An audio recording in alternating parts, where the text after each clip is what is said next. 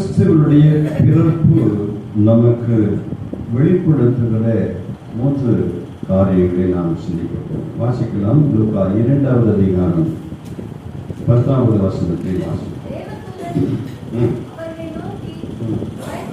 பயப்படாதிருங்கள், இதோ எல்லா ஜனத்துக்கும் மிகுந்த சந்தோஷத்தை உண்டாக்கும் நற்செய்தியை உங்களுக்கு அறிவிக்கிறேன். இயேசு கிறிஸ்துவனுடைய பிறப்பின் செய்தி மேய்ப்பர்களுக்கு சொல்லப்பட்ட ஒன்றாக இருந்தாலும் அந்த செய்தியை சொல்லுகிற தூதன் ஒரு காரியத்தை சொல்லுகிறார். இதோ எல்லா ஜனத்துக்கும் மிகுந்த சந்தோஷத்தை உண்டாக்கும். ஆண்டவர் இயேசு கிறிஸ்துவனுடைய பிறப்பு உலகம் அனைத்திலும் இருக்கின்ற மக்களுக்கு ஒரு மகிழ்ச்சியின் நற்செய்தி. அல்லேலூயா. உலகம் அனைத்திற்கும் ஒரு சந்தோஷம், எல்லாருக்கும் சந்தோஷம் உண்டாகின்ற நற்செய்தி. கிறிஸ்துமஸ் அப்படின்னு சொல்லும் போதே எப்படி இருக்கணும்? சந்தோஷமா இருக்கும். அல்லேலூயா. கிறிஸ்துமஸ் அப்படின்னு சொன்னாலே சந்தோஷம். நவம்பர் மாசத்திலேயே கிறிஸ்துமஸ் கொண்டாட்டத்தை வெளிநாடுகளிலே கொண்டாடுறாங்க. இஸ்ரேல் போயிருந்தேன் நவம்பர் மாதம், ஒரு 10 வருஷத்துக்கு முன்னாடி. அப்போ அங்கெல்லாம் பெரும்பாலும் யூதர்கள் இருக்கிறாங்க, இஸ்லாமியர்கள் இருக்கிறாங்க, கிறிஸ்தவர்கள் இருக்கிறாங்க. ஆனாலும் அப்படிப்பட்ட சூழ்நிலையிலும் நவம்பர் மாசத்திலேயே பல இடங்களிலே கிறிஸ்துமஸ் டெக்கரேஷன்ஸ், கிறிஸ்துமஸ் வருகை, முதல் வருகையை எதிர்பார்த்து எதிர்நோக்கி காத்திருந்த ஒரு கூட்ட ஜனங்கள் அன்றைய நாளிலும் இருந்தது போல இன்றைக்கும் இஸ்ரேல் நாட்டிலே கிறிஸ்துமஸ் பல இடங்களிலே கொண்டாடப்பட்டதை, நவம்பர் மாசத்திலே கொண்டாடப்பட்டதை நான் பார்க்கிறேன்.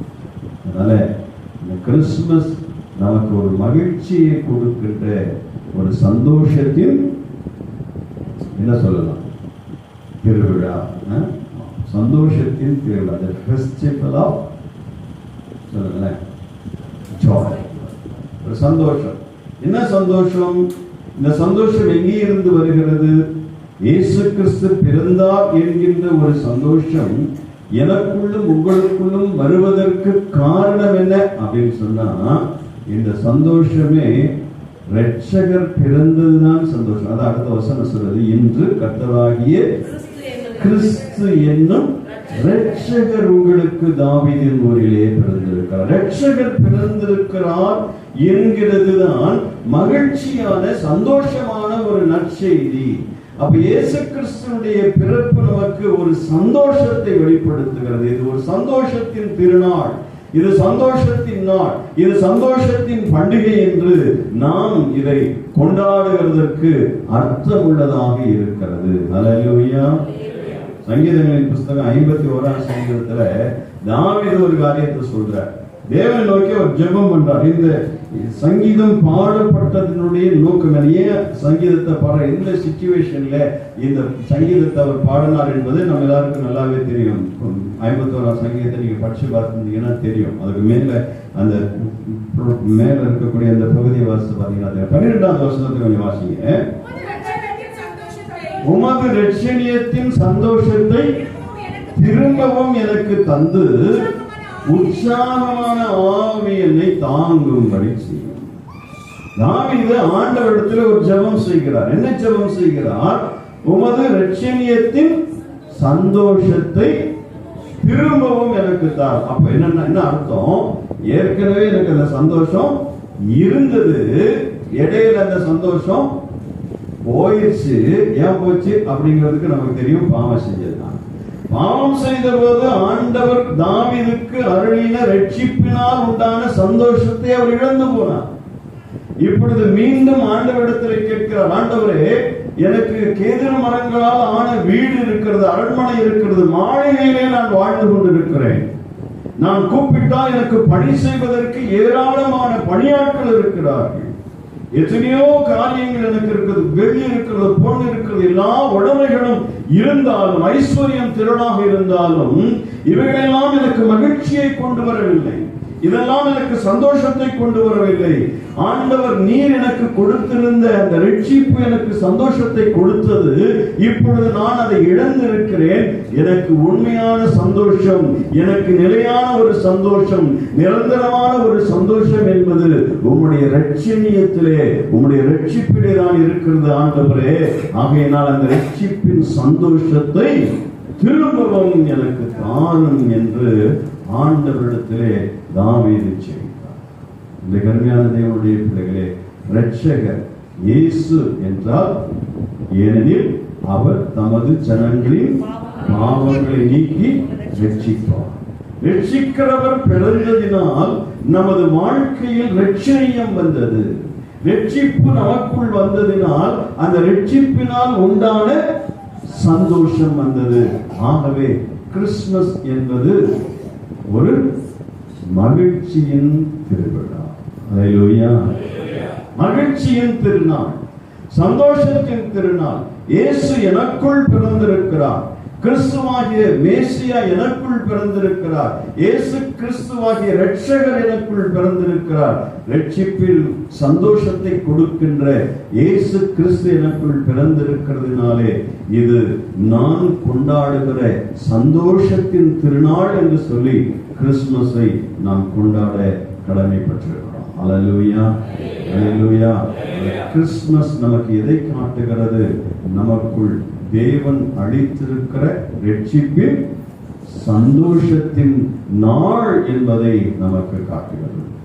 இரண்டாவதாக அதே அதிகாரம் 2வது அதிகாரம் 14வது வசனத்தை வாசிக்கலாம். மகிமையும் பூமியிலே சமாதானமும் மனுஷர் மேலே பிரியம் உண்டாவதாக. சந்தோஷம் உலக பிரகாரமான ஐஸ்வர்யத்தினாலே, ஆடம்பரமான வாழ்க்கையினாலே வர்றது இல்லை அப்படிங்கிறது தாவீதுடைய வாழ்க்கையில் தான். தாவீதுக்கு எல்லாம் இருந்துச்சா? அரண்மனை இருந்துச்சு, வேலைக்காரன் எல்லாம் இருந்தது. ஆனால் என்னதான் இல்லை? அவனுக்கு சந்தோஷம் தான் இல்லை. ஏன் சந்தோஷம் இல்லை? ரட்சிப்பு இல்லை, சந்தோஷம் இல்லை. ரட்சிப்பு தான் சந்தோஷம். இரண்டாவது, இங்கே தேவதூதர்கள் ஒரு பாட்டு பாடுறாங்க. ஃபர்ஸ்ட் கேரல், வானத்தில் திரளான தூதர்கள் தோன்றி ஒரு பாடலை பாடுகிறார். என்ன பாடல்? உன்னதத்திலே தேவனுக்கு மகிமை செலுத்தி பூமியிலே என்ன இருக்கணும்? சமாதானம் வர வேண்டும். ஏசாயா 9:6 சொல்கிறார், அவர்கள் பெயர் சமாதான பிரபு எனப்படும். இயேசு கிறிஸ்து உலகத்தில் வாழ்ந்தபோது சொன்னார், என் சமாதானத்தை உங்களுக்கு வைத்துக் கொள்கிறேன். உலகம் கொடுக்கிற பிரகாரம் நான் உங்களுக்கு கொடுக்கிறதில்லை, என்னுடைய சமாதானத்தையே உங்களுக்கு கொடுக்கிறேன்.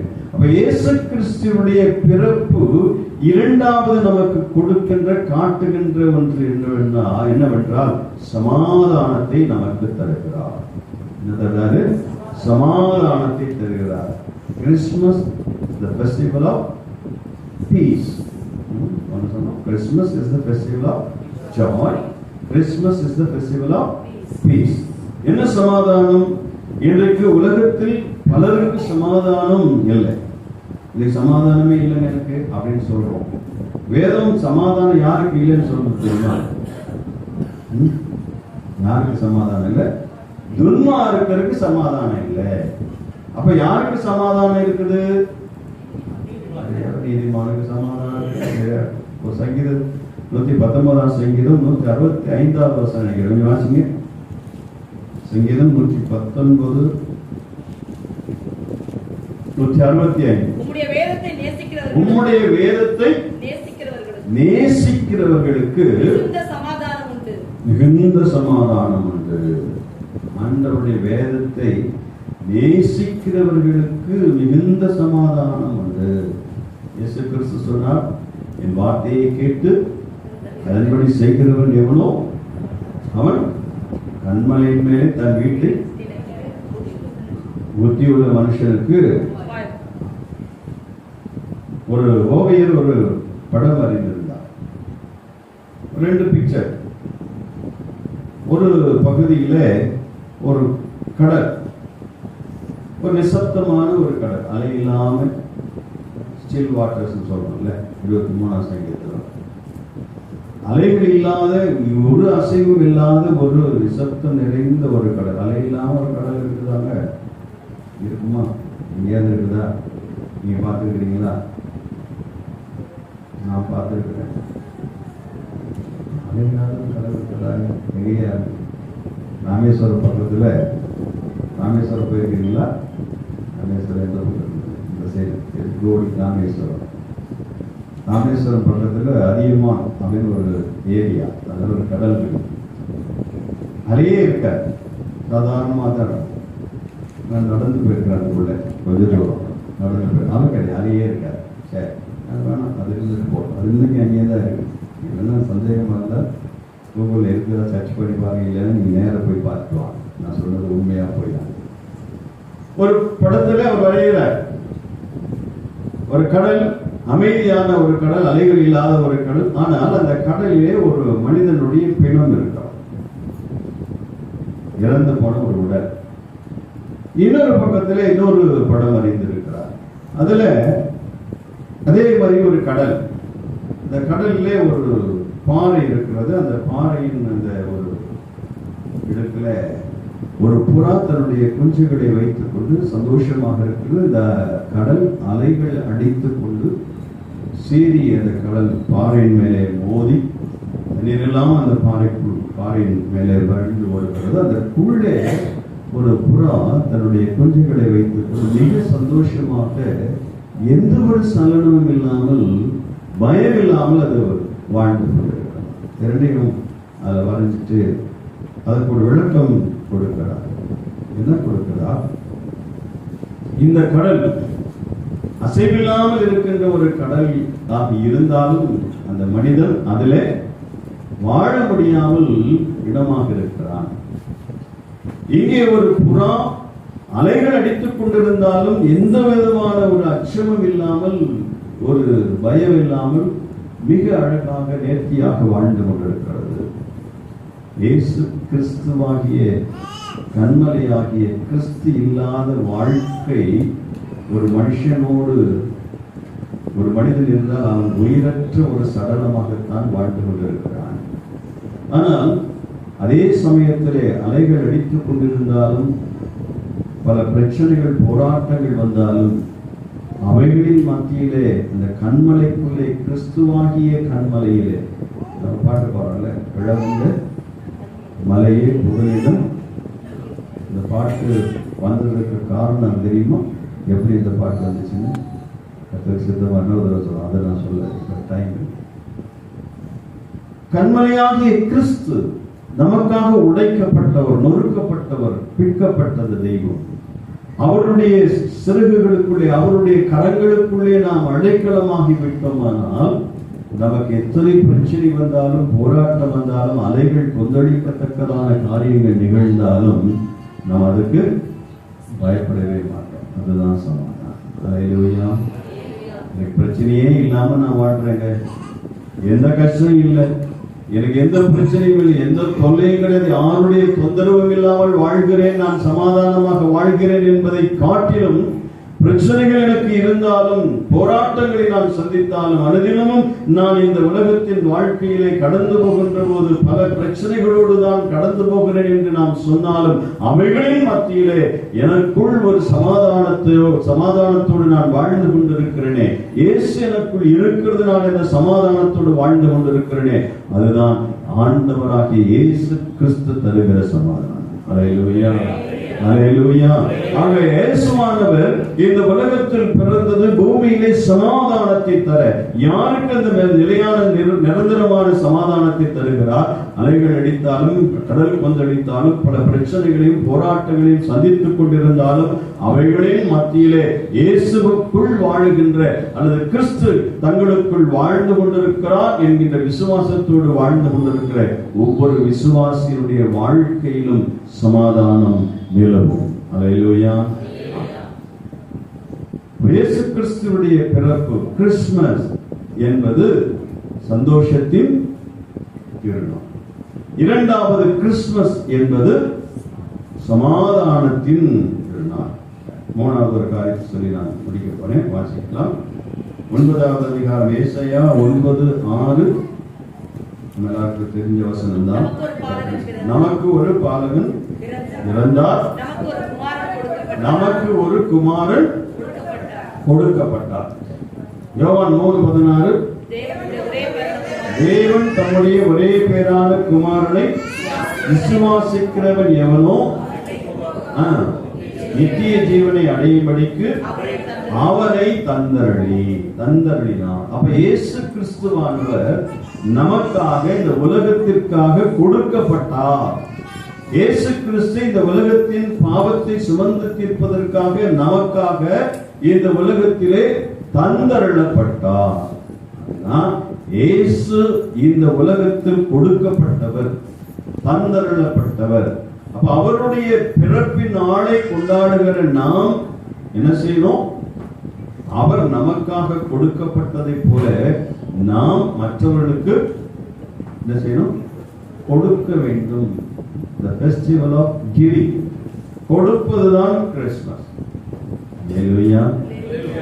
இயேசு கொடுக்கப்பட்டதனாலதான் இந்த உலகத்திலே வந்தார். தேவனுக்கு சமமாய் இருப்பதை கொள்ளையாடின பொருளாக எண்ணாமல் அடிமையின் உருவம் எடுத்து மனுஷ சாயலானார். பிள்ளைகள் மாம்சத்தையும் இரத்தத்தையும் உடையவராக இருக்க அவரும் மாம்சத்தையும் இரத்தத்தையும் உடையவரானார் என்று வேதம் சொல்லும். நம்மை போல நமக்காக நம்முடைய பாவங்களிலிருந்து மீட்டெடுப்பதற்காக மாம்சமாக கொடுக்கப்பட்டவர், வார்த்தையாக இருந்தவர், ஆதியிலே வார்த்தையாக இருந்தவர், மாம்சமாகி கிருபையினாலும் சத்தியத்தினாலும் நிறைந்தவராய் நமக்குள்ளே வாசம் பண்ணினார். கொடுக்கப்பட்டவர், தந்தருளப்பட்டவர் இயேசு கிறிஸ்து. அவற்றை கிறிஸ்துமஸ் நாளிலே நாம் மற்றவர்களுக்கு கொடுக்கிறவர்களாக இருக்க வேண்டும். வாங்குகிறதை பார்க்கிலும் எது பாக்கியமா? கொடுப்பதே பாக்கியம் என்று வேதம் சொல்லுகிறது. எப்படி நாம் கொடுக்கிறது? இயேசு கிறிஸ்துவுக்கு பிறந்த நாள். புது ட்ரெஸ் யாருக்கு? நமக்கு.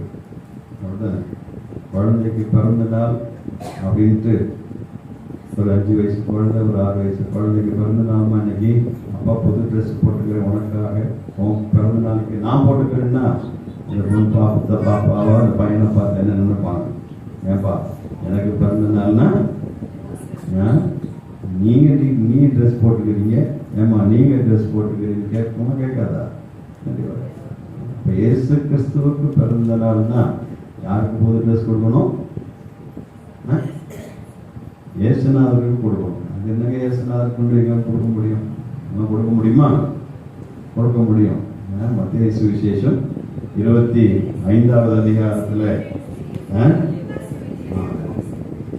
நான் வஸ்திரம் இல்லாதிருந்தேன், வஸ்திரம் கொடுத்தீர்கள், பசியா இருந்தேன், எனக்கு போஜனம் கொடுத்தீர்கள், நான் வியாதியா இருந்தேன், என்னை விசாரிப்பா, எல்லாம் செஞ்சீங்கப்பா அப்படின்னு லாஸ்ட்ல 2 பக்கமும் நிற்க வச்சுட்டு வலது பக்கமும் இடது பக்கத்துல இருக்கிறவங்களை பார்த்து சொல்றாரு.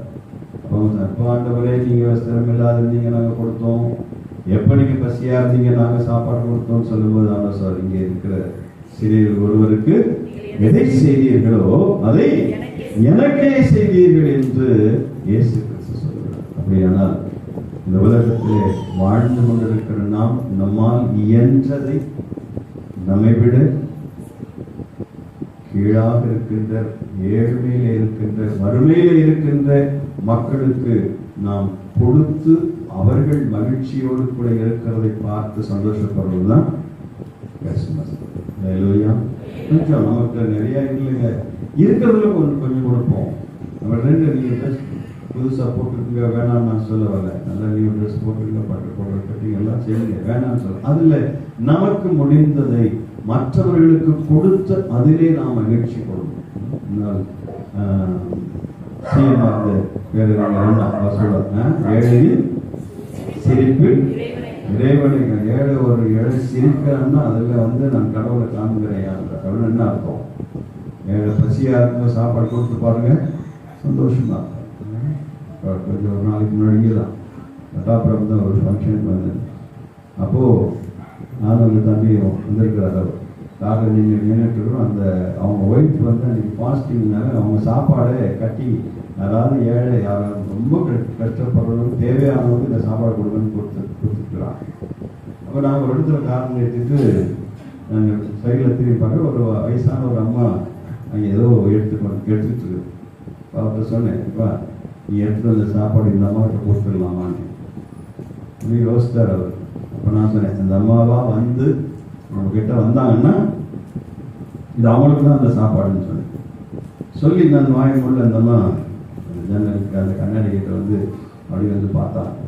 அப்போ ஜன்னலை திறந்து அந்த சாப்பாடு எடுத்து கையில் கொடுத்தேன். அந்த கையில் அந்த சாப்பாடு அந்த பொட்டலத்தை வாங்கிட்டு அந்த அம்மாவுக்கு இருந்த சிரிப்பு, சந்தோஷம், அவ்வளோ சந்தோஷமாக அந்த உணவு பொட்டலத்தை பார்த்துக்கிட்டு அவ்வளோ சிரிப்போடு அதை கடந்து செஞ்சேன். அவர்களுக்குள் அந்த சந்தோஷம், இந்த மகிழ்ச்சி, அந்த சிரிப்பு ஒருவேளை சாப்பாடு கொடுத்ததுனால வருது. மற்றவர்களுக்கு கொடுப்பது, அதனால் மற்றவர்கள் மகிழ்ச்சி கொள்ளுகிறதை பார்த்து நாம் மகிழ்ச்சி கொள்ளுகிறது தான் கிறிஸ்துமஸ்.